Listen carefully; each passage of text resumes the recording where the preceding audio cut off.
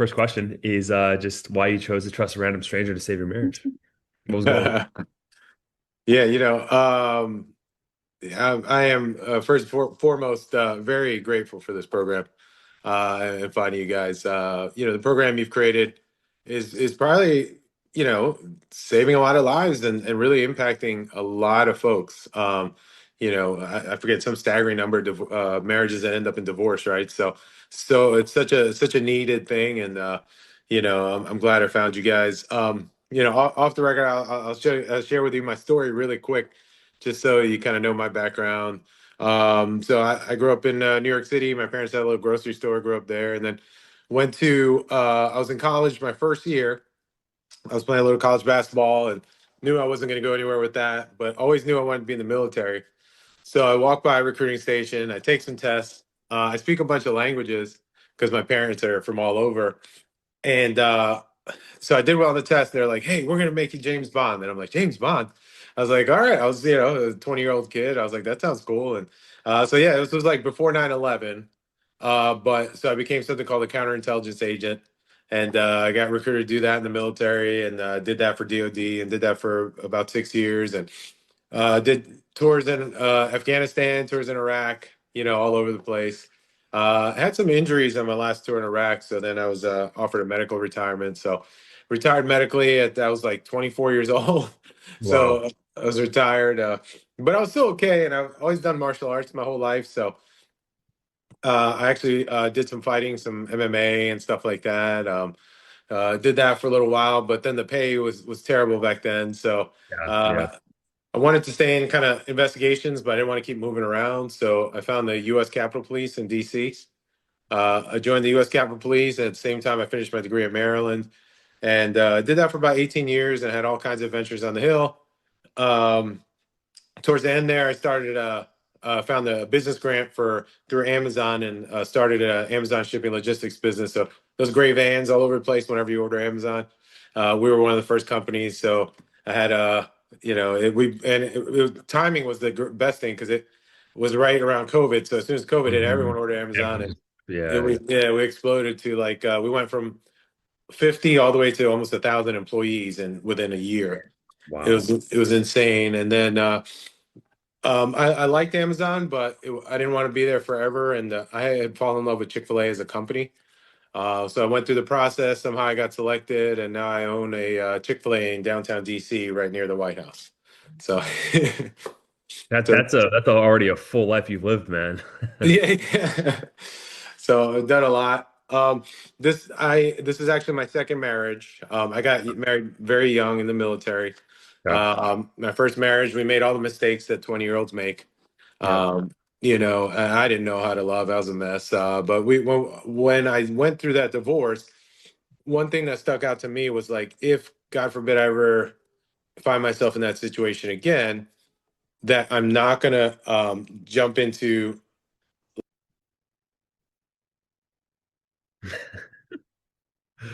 Uh, well, I'm sure I'll come back in a second.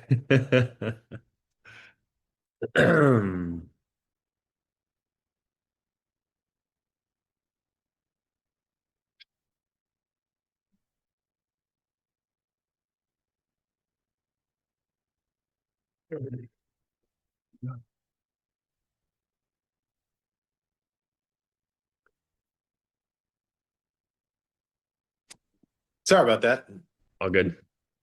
But yes, I decided that I wouldn't find myself if I found myself in that place. I wouldn't go to that dark, needy place, and that's kind of how I found myself here. Is like I've been married for about 9 years, my second Okay. marriage, Okay. um, and I think it wasn't anything crazy involved, like infidelity or anything. But I think we just kind of grew apart. I was busy running a business, and I started the new restaurant about 3 years ago, and then she took over the Amazon stuff, so she started running her own business, and we kind of grew apart a little bit. And at the same time, she was going through her own changes, and for the first time, running her own business and having the stresses there, and we just started having problems. And then one day she just looked at me and said, I think I realized that I don't need you. and that was like the kind of red light for me that like, hey, something's going on here, right? Yeah. And then she just changed, and a lot of the same stuff of when somebody starts pulling away, right? Um, so it's interesting because I'm always very kind of like masculine and confident and a leader in a lot of things. But when I found myself in that situation, I started making the same mistake that most guys make, right? I started panicking. How do I fix this? Like, what's going on? Like, a million questions, um, and started panicking. But I had at least had the wherewithal to take a moment and say, you know what? I need to take a step back and find some help. So So I started Googling, marriage help and things like that. And I found two programs that were really good, Marriage Reset. And then when I started Marriage Reset and to talk, some of the stuff that I read, I decided, okay, maybe a getaway for a weekend or something like that might be good right now. And I found the men's retreat and I went to that and spent the weekend there.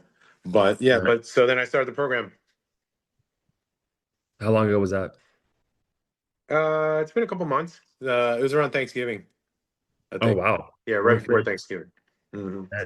And so she I'm trying to get a clear picture on, so she basically said, I don't need you anymore. Was there any moving out of that house or like any other changes or anything else that was done that she pulled away more before joining the program?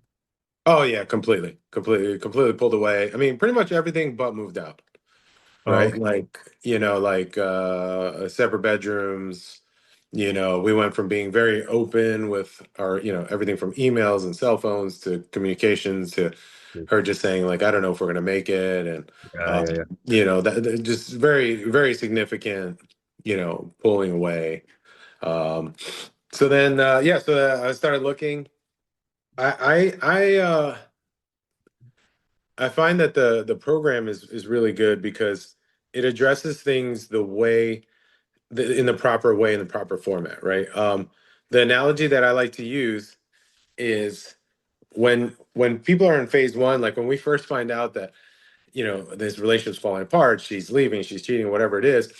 The analogy I use is it's almost like a heart attack, right? Like it's like something really bad is going on, and people look for help, and that's when they start going to like marriage counseling and all these other different things. The problem is the analogy I use is like one's like an ER doc and the other one is like a physical therapist. Physical therapists are great, and they can treat you and do all kinds of things, but you don't go to a physical therapist when you're bleeding out or having a heart attack, right? And that. I've used that analogy many times, so that's really cool that you came up with that, man. Yeah. Oh wow, that's crazy. Great. But so it's on, spot on then, because I mean Yeah, that's exactly how I true. felt. True. Like the marriage, if it's like a separate living thing, it's like hemorrhaging, it's like dying, right? It's like on life support. And it's like okay, come see me once a week for an hour and we're gonna take care of the blood. Like what? No, like it's in Right. crisis, right? Yeah, Right. that's Like do really these cool. stretches. I It's like know, I'm right? cleaning over here. Yeah, yeah, yeah. I feel that, man. That's really apt. That's good, man. So before we jump into what you did to get to where you're at, like where are things now with her? Yeah, I'd say we're pretty good. Things are pretty stable. I've come a long How way. would you know that? Like what's been said, what's been shown? Yeah, yeah. So initially it went very much from, I don't know if we're going to be together, and, looking at, life apart, and being extremely, extremely like withdrawn, and that kind of thing. And then slowly, as my changes, as I worked on myself and I made changes, Mhm. the next stage was kind of like cautious cautious acceptance, like kind of watching and waiting. She actually said things like, I'm just going to be still and watch. I don't know that this new you. She started referring to like the new me, Yeah, yeah. and the changes, and she was like, I need to know that these changes are real and they're going to stick, things like Mhm. that. And then and then more recently, a couple weeks ago, it transitioned much more into like a, hey, let's plan vacations, let's we're looking at buying a beach house, and things like, so it's definitely more of a rebuilding with caution, as opposed to any kind of like, I don't think we're going to make it or anything like that. Yeah. Nice. Yeah. So, and that's the similar psychological process that most women go through that I'm sure you're aware of within the program. What would you say is the biggest win you've had so far since joining? Oh man, two things. The on on the selfish side, some of the intimacy has returned. Okay. So that's nice. That's not, I mean, that's not selfish. That's an outward expression of your guys' like connection, you know? For sure, for sure. That and then, but for me, the biggest wins were myself, like the changes and the growth that I'm experiencing myself. Um, the what's happened, what the program has helped me do was first stabilize, almost like triage at ER, and then start to understand her more, and then, but more recently, uh, growing myself. And what that's actually allowed me to do is to go from being reactive to being in the driver's seat. Hmm. I like that. Yeah, so leadership is one of the, I mean, complacency is one of the key things that a lot of men that kind of like almost like a virus going into the marriage, right? That causes the slow degradation of the connection and her trust. Um, so what was one of the valuable lessons you learned within the program that's supported to where you got now? Oh gosh, so many. So when we transitioned from almost like her pulling away to almost like a cautious return, and then things started getting better, I, as predicted in the program, started actually finding myself feeling a certain amount of resentment. Like, I Mhm. got you back now, but how could you put me through this? Yeah, And yeah, yeah, I've yeah, been yeah, yeah. good to you, and I've this, and I deserve better. And I was like, and I didn't like that where I was going. And then I saw one of the videos, and it talked about one of your videos, and it talked about how she's entitled to feel the way she does because of everything that's happened.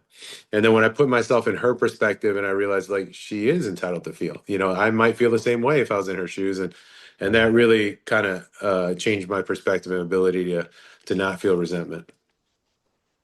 And that's what it is right there, right? It's I'm gonna try to simplify this, but who you have been, your sense of self, your ego has led to the results that you have currently in life. That's good and bad. I mean, in your business, it's got you where you're at now, but also in your relationship, right? The beliefs, patterns you have, the perceptions. And I love that you use the word perception because that perception shift Hmm. is changing who you are and then shifting the perception and see from her eyes, like of course she feels the way she feels because of who she is and what happened to her. She's a woman, right? And she's her brain's chemistry and her history is different, her upbringing. And so she should feel the way she feels. And that alone, accepting the way she is, it goes from this like combative resistance, friction, stress, pressure on her to like an ease. And she feels that sense of ease with you. That's the safety that kind of starts to make her feel, okay, maybe it is changing. Is this shifting your perception? Yeah, no, and one of the things that was really powerful was I realized that I didn't really know how to love. Like I loved, but I loved in such a elementary way. Like and maybe I don't know, maybe I didn't have the best example uh from my parents, from my dad, right? He was a great guy, but I think he too was probably very reactive, right? Like I tend to be very masculine and lead and all this other stuff in every other category, but I realized that I was being very reactive and not in my masculine, right? With my Mhm. relationship. Like I would put off a lot of decisions to her because I would feel like I'm being more understanding that way, or I would be up and down with my emotions way too much, and yeah, so just learning that, I was terrible about love contracts. I would or covert contracts. Sorry, Okay. Yeah. I would do all kinds of stuff, expecting like I did this, and why don't you appreciate it? So just learning all that stuff. The other analogy I use is when we find ourselves in marital difficulties, it's like having a mountain to climb, and like almost like Mount Everest, Mm, and you could either try to climb it alone, and good luck mm, with that, right? And with finding the right way. But being with this program was almost like having like a Sherpa, right? mm. Like somebody to guide me and say like, "Hey, go this way, and this is the way we're gonna go." The Sherpa doesn't climb for you, but No. it's definitely nice to have somebody to say like, "Hey, watch out for this cliff and go up this way." It's been a game changer. Yeah, one of our coaches said the other day, it's like you're going through a minefield essentially, Yeah. blind. Like It's like you can go through it and try your best, or like we could put these red flags down and say, hey, like we've seen 1,000 guys step right here before and it blows up every single time. You probably don't want to say or do that. And it's like, well, okay, fine. You know what I mean? Exactly, exactly. And I like the Mount Everest thing too, because it really is going on a journey. Like all we do is lay out the path, but you did all the work, DK. Like Right. you put in the work. And so speaking of that work, this reactivity, ups and downs that you mentioned, a lot of guys struggle with that. How did you overcome that reaction or that reactivity with her? Yeah, so I am very much the kind of person that enjoys challenges. So for me, the section on learning about how women test guys uh, was tremendous for me because before it was, I'm trying to work on this. She's upset about something. She throws something out, and I'm like, oh my God, we're gonna get a divorce. And then it's like, or the next day she's happy about something. I'm like, oh, everything's cool, and completely reactive. And Yeah. then just understanding that, hey, that's how she gauges whether you're worthy or where you're at is she may throw a test at you. And actually, just last night, she kind of threw a test at me, and she was like kind of upset and cranky, and she like the kids weren't acting up, so she kind of yelled at the kids, which is very unlike her. um, but I realized that I made so much progress even with her having the ability to, because I came over and then she like opened up to me and told me, vented about everything that she was feeling. And I realized before she wouldn't do that because I think she was afraid of upsetting me, and so Hmm. that led to the emotional and like lack of emotional safety. So the fact that she was willing to open up to me and express all her feelings, and I just listened, and I, and I validated her feelings, and then, and then I kind of helped out with the kids. I was like, well, why don't you go ahead and rest, and I'll go ahead and take care of the kids tonight.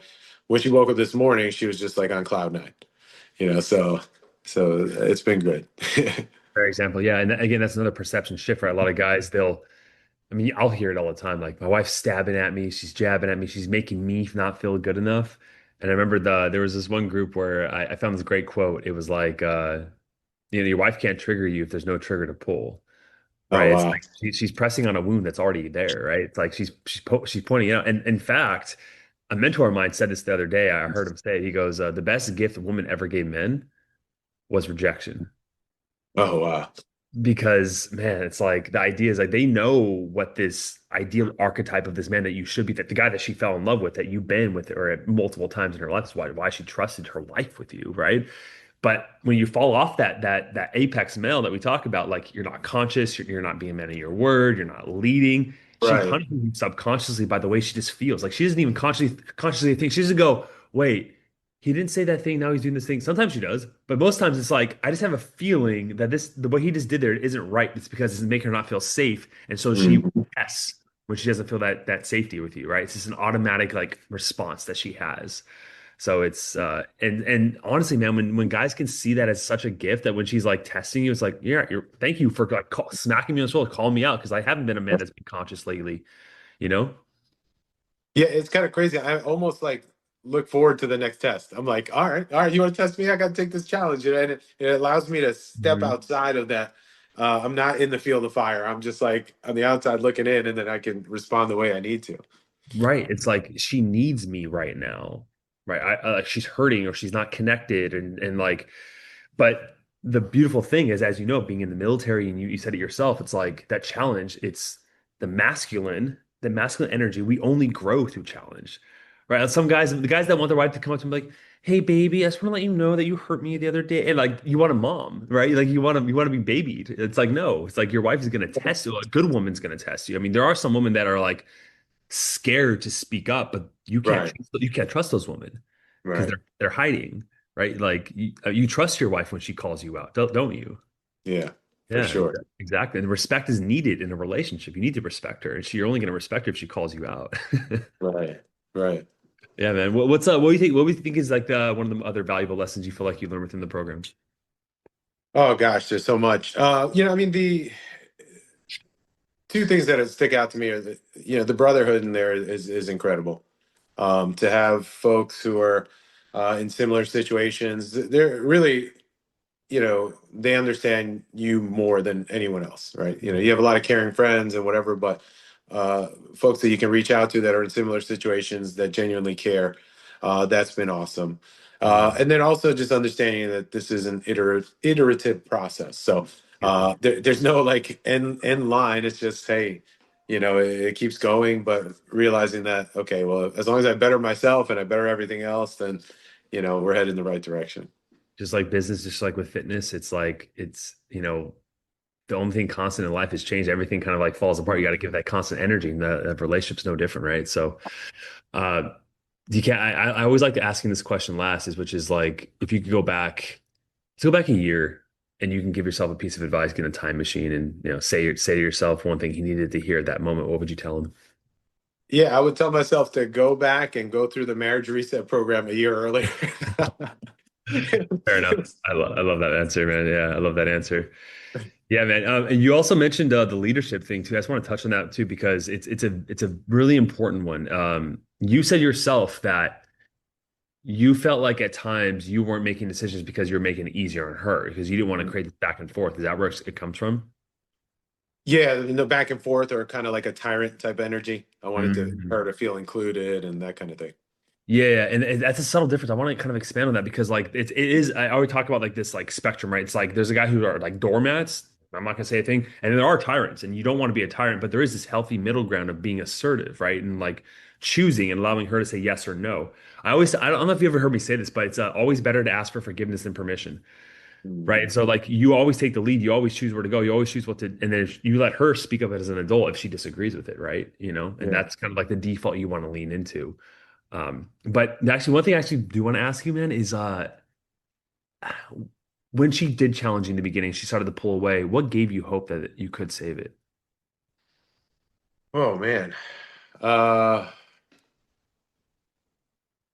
I genuinely was unsure. Like honestly, I wasn't sure. Now, I think that I tend to, think mathematically sometimes. And when I thought in my head, I was like, okay, I think I have a greater chance of saving it than for her to walk away. Right. There's more, benefits from us saving this. I'm sure even in her mind or whatever. But I was like, I think I have a better shot of saving it than I do of letting this fail. So that's when I said, okay, well, let me look for help. And then as soon as I mean, very quickly after I found the marriage reset program, and it's because I partly also because I went through a divorce already. When I saw the concepts and I applied them very quickly, and I saw how quickly it was working. I mean, in the beginning, all I had to do was shut up. Yeah, like just stop trying to fix this. You're making it worse. Just be quiet, let it be. Start working on yourself. Start doing the right things. I went away for the weekend, uh, and that kind of started the shift. Beautiful, man. Is there any last questions you have for me before we wrap up? Or Uh, yeah. I'd love to know, like, do you see like qualities or situations or what do you call it? Similarities and in situations that end up uh emerging successfully, or in the man or in the yeah, in dynamic? the guys and this, yeah, things that guys do or just the way they are, things like that. I mean, we already laid out three different things that you've been doing that definitely lead to that, right? Learning not to be reactive, changing your perception and seeing from her perspective why she feels the way she feels, not arguing with that. There is the reacting to her test differently. I already mentioned the leadership. I would say another one we didn't touch on, which if we had time, well, you did touch on the resentment. You did talk Mhm. about like letting that go and like having a good rebound from that and not taking things too personally and just being like, okay, I mean, you can establish your boundaries if she says something that crosses your boundary, makes you feel disrespected. You have to voice that as a man. She has to revere you, right? That's the Mhm. goal. And so when she disrespects you, you have to vocalize that. But most men, they'll get resentful and they'll kind of like take it out on her a different way, subtly, like, they'll be less affectionate, they'll be short with her, or whatever it is. That's the passive, indirect, nice guy way. And then there's the guys who are like just aggressive with her, hey, don't fucking, or whatever it is. But they're both coming from fear and reaction. So that the other one is like to be able to forgive. And then one thing that we didn't talk about, which it's in the program, is the extreme ownership, Mhm. right? Being like, this is on me. Like my life is on me. Right. My choices are on me. I know she's her own individual human being. She's an adult. She's in charge of her own decisions, but I do influence her and I take responsibility for my actions, right? And so, I mean, those are the core tenets we mostly talk about, and I see them all within yourself. It's just I would say the one thing that really keeps guys on the right path that I've seen personally, you've probably seen this as well, is that demon of complacency can seep back in, especially when you find Mhm. success. Right. Yeah. Like the guys just start to get, oh, we're good again, we're good. And then they get comfortable again. Right. And so I would Yeah. say if I was to give you a piece of advice, it's stay active in the community, man. Help other guys that are in your position, a few months ago. Come to the group calls, occasionally respond in the school, because that'll just keep it top of mind. And it's like putting the reps in the gym. Yeah. Right. And so I would say that more than anything really shows how guys are, on the right path. No, thank you. I'm excited about that, and I genuinely feel that the program has made me a better man. Just through reminders. It's not that I didn't have it in me, but it was just those reminders to be a certain way.